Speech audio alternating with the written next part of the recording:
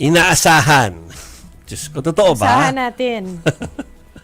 After ilang linggo po na puro taas presyo, inaasahang magkakaroon ng rollback sa susunod na linggo kasunod ng ceasefire sa Middle East. 20 pesos rin ba ang rollback? Hindi. Asa pa tayo. Asa pa si Cheeky. 5 pesos and 50 centavos to 6 pesos and 50 centavos kada litro. Yung projected po na magiging kaltas sa presyo ng diesel, habang hanggang piso naman ang pwedeng maging bawas sa presyo ng kada litro po ng gasolina. Base po ito sa computation ng 4 na araw na trading. Pero ang paalala po ni Energy Secretary Sharon Garin, wag daw muna tayo ma-excite. Cheeky o ka daw ma-excite. Iko-compute pa kasi na ahensya ngayong gabi ang magiging final na pagbabago ng presyo ng langis sa pagsasara po ng trading day ngayong araw. Nagsara na actually, so I think may computation na sila. Kinwestiyon naman ni Senate Finance Committee Chairperson Senator Win Gatchalian sa programang Story ko ng One News kung bakit parang mababa yung nakaambang rollback.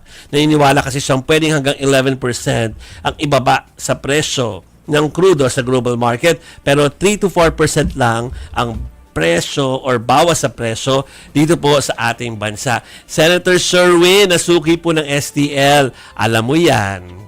Talaga naman kapag tataas, mabilis, pero ang bagal ng baba. Although may paliwanag din sa Secretary Garin naman doon. Kaya daw mabagal talaga yung pagbaba kasi alam natin yung nangyayari doon sa Middle East. Matindi din yung damage na ibinigay dun sa mga oil refineries, sa mga infrastructure. So, hindi rin daw madali na agad-agad maibalik sa dati yung presyo dahil apektado rin nung gera.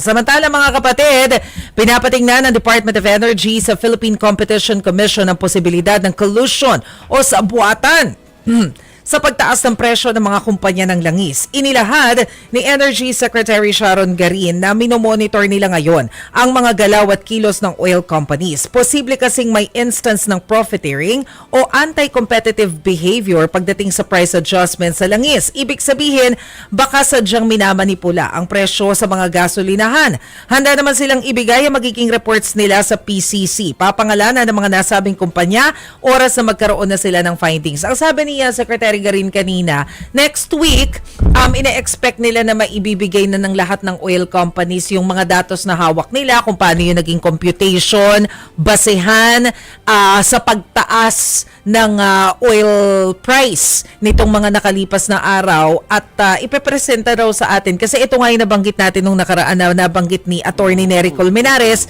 na kahit na hindi pa i-repeal yung oil deregulation law, pwedeng i-unbundle, meaning pwedeng ipakita sa publiko kung paano sila nag-come up sa ganung presyo ng petrolyo. So yun yung aantabayanan natin next week.